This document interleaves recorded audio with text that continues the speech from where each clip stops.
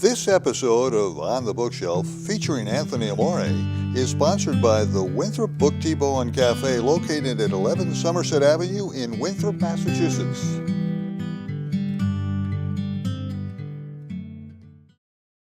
Welcome to another edition of On the Bookshelf.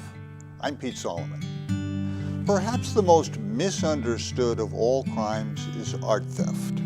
And one of the most well-known art crimes happened at the Isabella Stewart Gardner Museum in Boston, Massachusetts in 1990. That's among the subjects of the book Stealing Rembrandts by Anthony Amore with Tom Mashberg. Stealing Rembrandts, now an excerpt read by the author. An investigator's journey.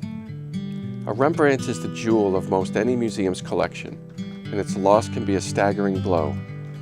When I joined the Isabella Stewart Gardner Museum in Boston as security director in the fall of 2005, I made it my mission to recover the 13 works of art, including 3 Rembrandts, stolen in the dead of night on March 18, 1990. Today it remains the greatest unsolved art heist in the world, and the unsurpassed Rembrandt Van Rijn is at the heart of it. More than one seasoned investigator told me that, to find the art, I would have to eat, sleep, and drink the case and experience heartbreaks along the way. They were certainly right. For me, part of it included studying the extensive modern history of Rembrandt heists. Of course, my first duty as security director was to shore up the safety of the entire Gardner collection. Because of the theft, many had accused the ISGM of lax security. I quickly found not only that this was unfair, but that the standards, personnel, and technology at the Gardner were at least as good, and usually better, than those in place at other institutions. I was gratified to find that the leadership and staff at the museum, from Director Ann Hawley and the museum's trustees, to the conservators, archivists, and gallery guards, were committed to giving me the tools, support, and funds necessary to ensure the security of Mrs. Gardner's amazing possessions. The Gardner now features robust and cutting-edge safeguards, and even as it expands into the 2010s with the bold new wing, I believe it is prepared for the security challenges of today and the future.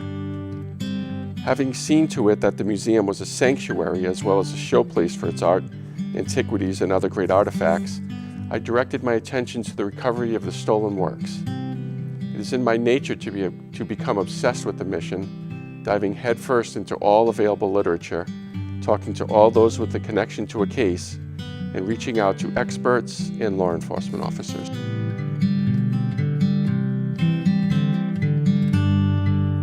The book is Stealing Rembrandts.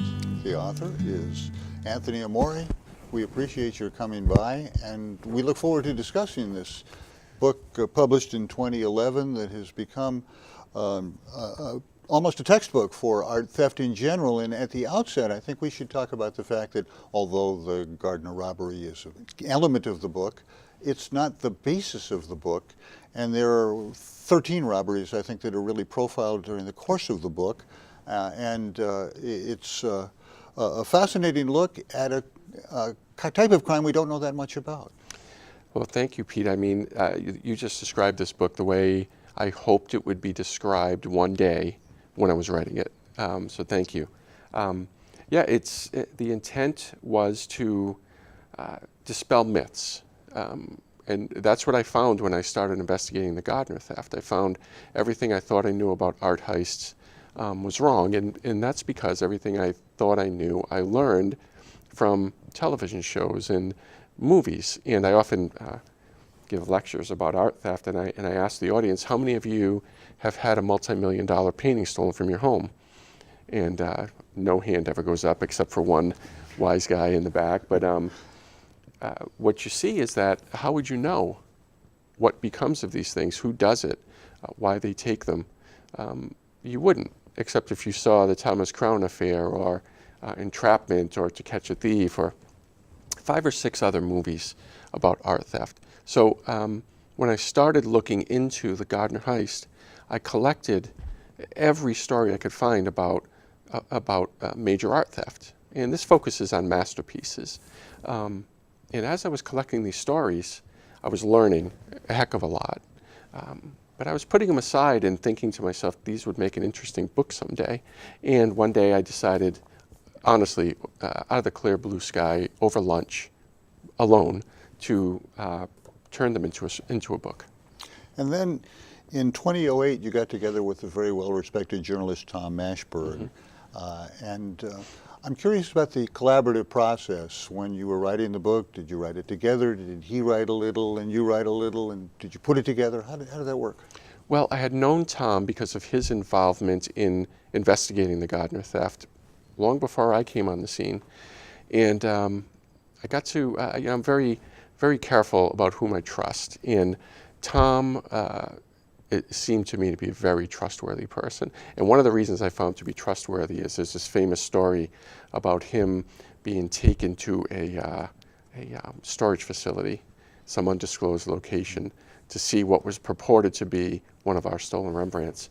And I remember asking Tom, after I'd known him a little bit, I said, where was that anyway? And he said, essentially my journalistic ethics don't allow me to tell you. And when he said that to me, I said, this is a guy I can trust, because this long after, this was a long time, this was more than 10 years after that had happened, no reason not to tell me, other than his integrity. So I decided he's someone I would like to work with. Then I had the idea. I put the book proposal I had written in front of Tom, and he helped me shop it. And then when it was time to write it, I really felt, Tom was an editor at the time of the Sunday Herald. And he's an incredibly bright guy. And I thought, you know what, he's a professional editor. Maybe he can help me with this process because I'm working full time. And I asked him to come on board. And the process was, essentially, I did all the research. I would write the chapters. Tom would take the chapters and say, here's what they're, he would act as an editor. And he's an incredibly gifted writer. So he would, in places where my writing skills were perhaps a little weaker, he would help the prose flourish. So it was sort of a back and forth, but I have so much respect for him. There was never any tug of war over language. We collaborated well. Good. If you'll permit me a brief digression, Sure. You have a most interesting resume. You worked as an officer in the U.S. Immigration Department. You were a special agent at the Department of Homeland Security. When you were a young person growing up in the Providence area, when you were an English major at the University of Rhode Island, did you ever imagine that you would dedicate so much of your life to this security? No, I had no idea. I thought maybe I'd be a teacher or I'd be a police officer in Providence, that sort of thing. I always thought one day I'd write, which is why I studied English. But what I found when I entered the workforce and when I graduated from college, we were in sort of a recession. In 89, 90, and I worked for the city of Providence. And when I say that, most people think Buddy Cianci, this. And yeah, that was really an experience. But I worked for the city, and I found that I really loved public service. And one of the interesting things I learned too was that, believe it or not, a degree in English proved to be incredibly valuable in a career in law enforcement and security. Interesting. The ability to analyze information, and then to write strong reports and be able to articulate your findings well are really key. And I like to think I have those skills, and I think that they serve me well. So I started, but I would never have believed. I remember being an immigration officer and seeing the Tom Mashberg story in the Boston Herald about, we've seen it, and having gone to this, but I paid it very little mind. I probably looked at it and said, oh, there's some paintings missing in Boston. I never would have thought that I hate to say that I'm at the center of this because the paintings are at the center of it, but I would never have thought I'd be involved in this, the biggest heist in the history of the world. Now, two takeaways that we got from the book. One is, I was surprised to learn that 80% of stolen artworks are either returned or found, right? It's very difficult.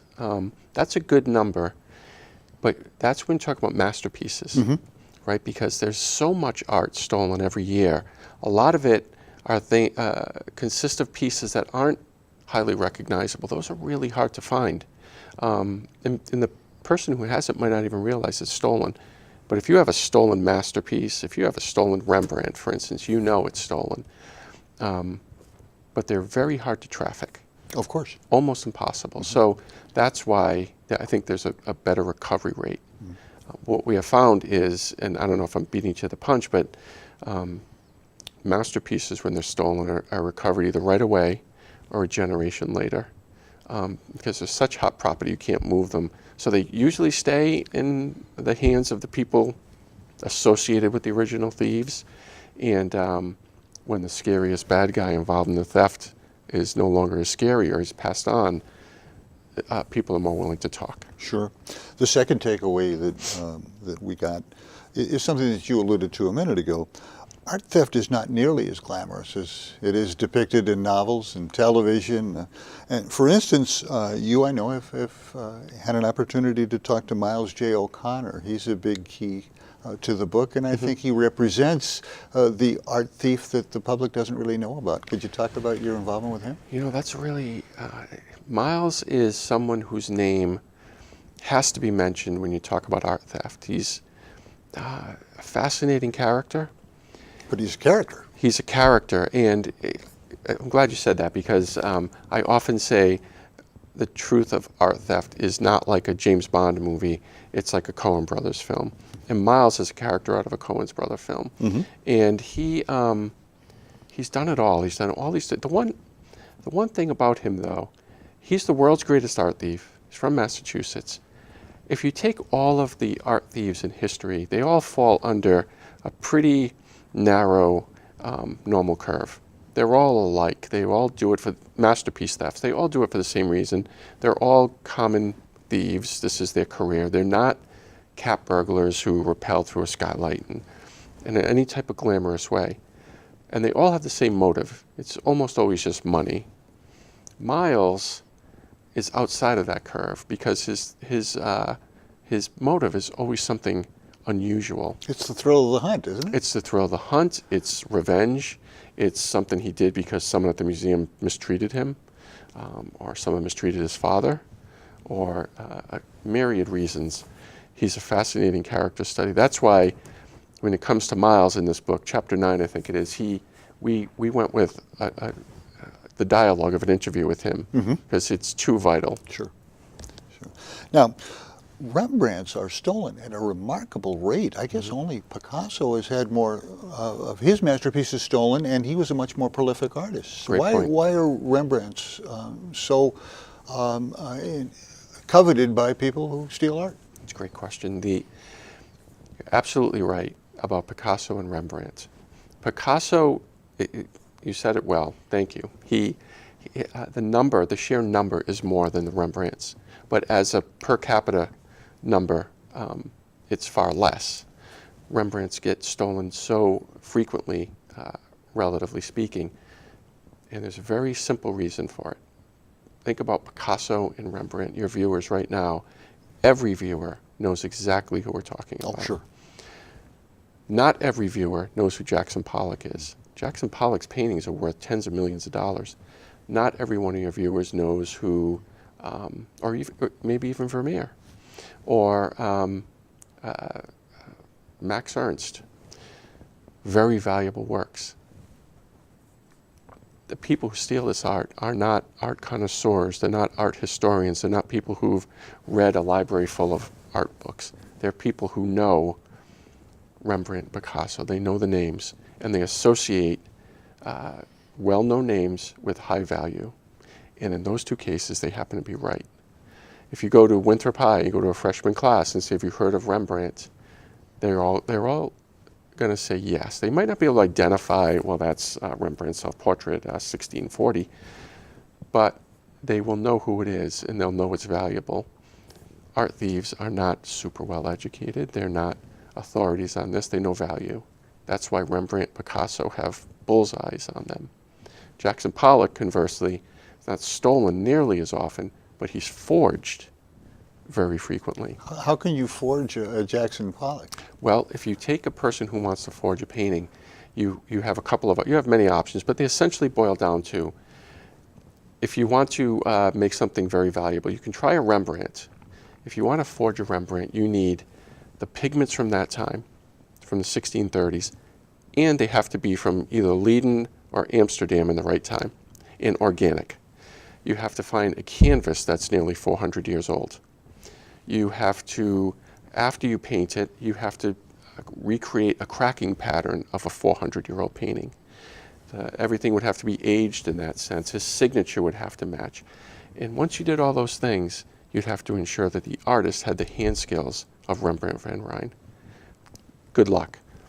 On the other hand, if you want to forge a Pollock, you have to find modern materials, paints that you can buy in a store nearly anywhere, and it's just a splashing pattern. His unique style would be probably impossible to duplicate. It would be, there are algorithms that help you determine these, but the number of Pollock forgeries out there is very high. Because to the untrained eye, that's a Pollock. And if you're able to get these Pollock forgeries into a reputable dealership, then all questions go away. Interestingly, excuse me, as the Director of Security and Chief Investigator at the Isabella Stewart Gardner Museum, how much art knowledge did you have when you took the job, and these many years later, how much have you added to it? Well, I had just taken basic undergraduate art history courses. I've always been attracted to art. But one of the things that attracted me to working at the Gardner was the idea that I had worked essentially at Logan Airport for 15 years. And no offense to Logan, it's much more beautiful now. Going into the Gardner Museum every day, wow. So you can get up from your desk in the middle of the day to take a break. And instead of walking to the Dunks in Terminal C, you walk to see Botticelli in the 3rd floor. Sure. And you'd have to be a dullard not to fall in love with this stuff. And it's almost by osmosis. But when it comes to Rembrandt and Vermeer and the artists whose pieces were stolen, I've tried to make myself as educated as I can be about their body of work. Do you feel like people continue to visit the Gardner because of the wonderful array of art that's on display there, or is it a curiosity to people because there are some frames there that are empty because things were stolen? Well, you know, that's an excellent question. There's absolutely no doubt that there are people who learn about the Gardner or come to the museum because they've heard about these empty frames. That's true. But, you know, there have been people who've posited the idea that we've gained visitorship because of this theft. Untrue. You have to look around the world at places that have Vermeers and the enormous number of people who go to see Vermeers strictly for Vermeer, and then realize we had one of his greatest works, one of his largest works, the only one in New England. I would say that we would have had far more people through our doors to see the Vermeer than to see the frame that once held the Vermeer. Oh, of course. Yeah. Of course. Massachusetts has a long history of art theft. True. Why? Well, Massachusetts has a long history of all sorts of crimes.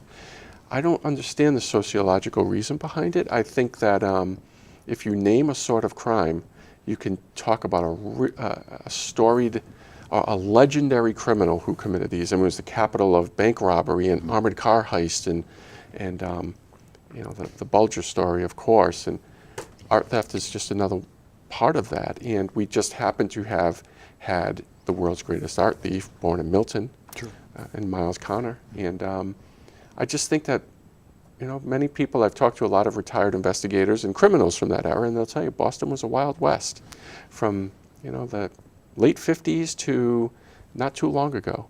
And I think we have great art in Massachusetts. We're fortunate in that respect, and unfortunately some of it's gone missing. In 1972, there was a well-known art theft at the Worcester Art Museum, and you depict it in the book as a museum that didn't really have the security it should have had even in that era. How have museums changed over the years, and doesn't the theft at the Worcester Art Museum sort of speak to the idea that the people that rob are not necessarily the suave, sophisticated people we see on TV? Those guys were characters in their own right. Yeah, there was a comedy of errors involved in that heist, but at the end of the day, they did make off with those paintings. Museum security has come a long way since that time. It's come a long way since the theft at the Gardner. There is a myth perpetuated by some books as well that say that the Gardner was robbed because its security was notoriously bad. Complete myth. The Gardner was the last place in Massachusetts to lose a Rembrandt. Every other institution that had one, including private homes, had been robbed previously.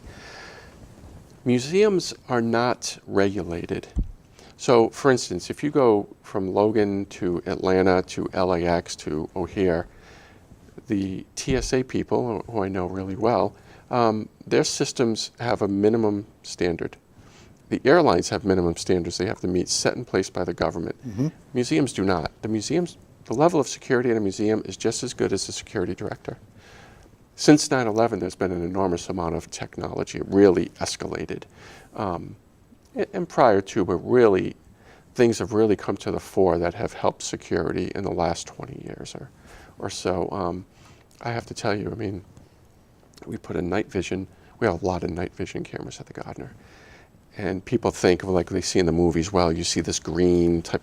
No, I'm telling you, in a room where you can't see your hand, on the camera, it looks like daytime.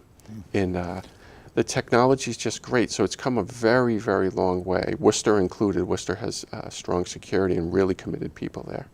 Do you have an opportunity to talk to the people who have your job in other museums and compare notes? And what's that like?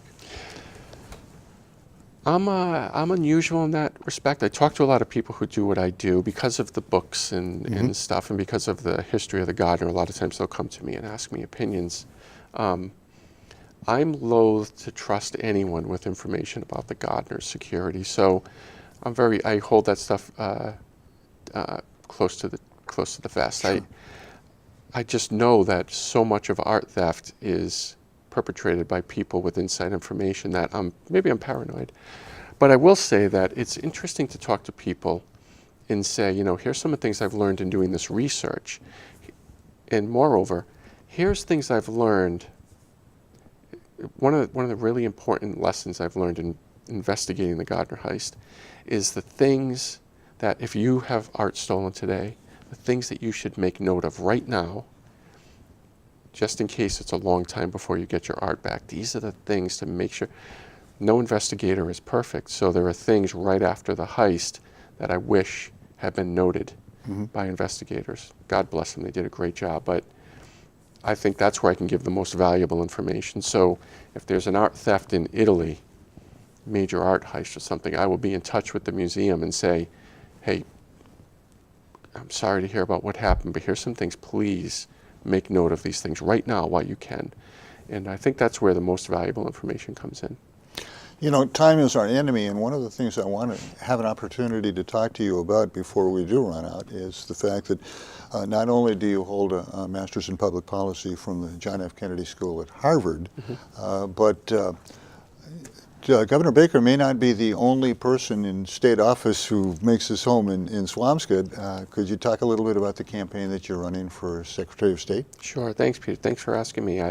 I recently was nominated by the Republican Party of Massachusetts I received the nomination to be its candidate for Secretary of State in Massachusetts. It's a great honor for me.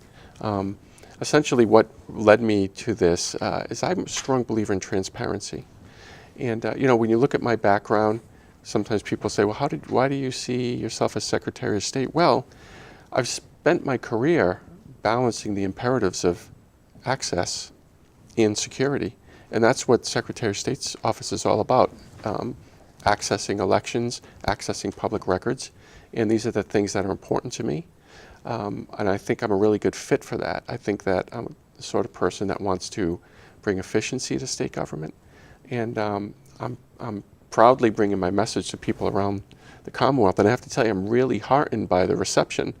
You know, people know me from the Gardner, but when I get to talk to them about my vision for state government, transparency, bringing government, making sure the government is for the people, not just on top of the people. It resonates, that message resonates, and I'm hoping to deliver it for the next 6 months. But the political climate now is so fractured. Sure. And one of the things that Governor Baker's gotten high grades for is his ability to work with the other party. And I assume this is something that you will try to do yourself in your situation. Without a doubt. I'm totally aware of the state we're in. I understand the climate here. I understand the propensity of the voters and the citizenry. I fall in the Charlie Baker mode. I would want to be collaborative. In fact, I should say just this week we met with a few lawyers who are forming a Democrats for Amore group, because I believe that this is a big tent thing. Government is not one party gets in and they run it that way. No, government is about serving the people, all of the people. So that's how I would see my tenure if I'm elected. So we've talked about your future in government. Let's talk about the future of the Gardner. What can we look forward to as the years go on? Well, the Gardner has never been as robust as it is now. Our visitorship is at an all-time high, which brings me great happiness. We're just finishing an exhibition of Fra Angelico paintings, which it's going to be in the New York Times tomorrow, I think, and absolutely well received, beautiful. Our next exhibition will feature this sarcophagus, this famous sarcophagus of these revelers, and I think it's really going to blow people away. We have a very robust exhibition schedule in the future, but there's so much to see at the Gardner. I have been there 12 and a half years. I walk it every day, and I swear to you, I see something different every time I walk through, and that's why people come back. Over that period of time, are you seeing more young people than you did before? Absolutely. The museum has made a concerted effort to reach out to diverse groups and to reach out to younger people, and without a question, you can see that demographic change in the museum. In fact, change might not even be the best term. You see that demographic increase. Our traditional visitors are still there, and that's why our numbers are so high now, because we're bringing in these new groups. And it's really a great thing to see. As I get older, I've been there for quite some time now, and seeing this change. Up until 2 years ago, we didn't allow photography, and it was a different place. And now you come in and you see people taking nonstop photos, and you think to yourself, well, social media is such a big part of the world, and people are putting our pictures all over Instagram, and it brings more people in to see what Mrs. Gardner gave to us as a gift for our enjoyment and education forever. So it's a great time at the Gardner. Anthony Amore, it's been great fun to talk to you about not only your book, Stealing Rembrandts, and we should note that your second book, The Art of the Con, was published a few years after that, and about your political ambitions, and this was a very quick half hour for us. Thank you very much for accepting our invitation, and good luck. Oh, it's a great pleasure. Thank you. And for On the Bookshelf, and for Anthony Amore, I'm Pete Solomon, thanking you for joining us.